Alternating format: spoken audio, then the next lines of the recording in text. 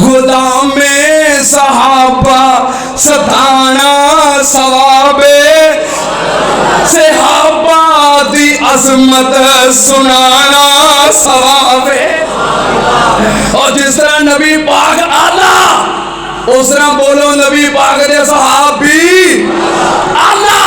جے نبی پاک دی واری آوے تے پھر اسی بڑا کی آنے ہیں محمد نو چھڑیا گزارا نہیں ہونا.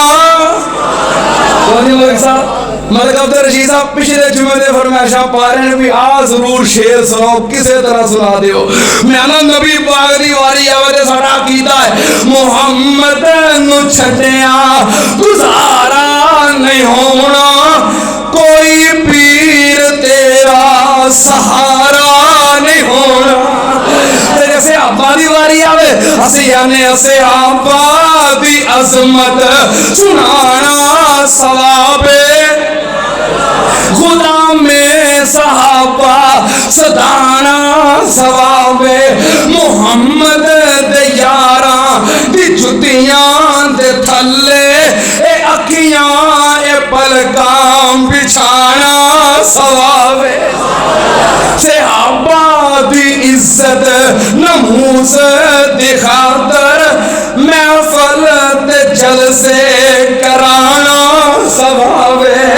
صحابہ دی عزت نموز دی خاطر تقریراں تے جمعے پڑھانا ثوابے. نہ شریعت دے اندر نہیں چپ دا روزہ صحابہ دے نعرے لگانا ثوابے.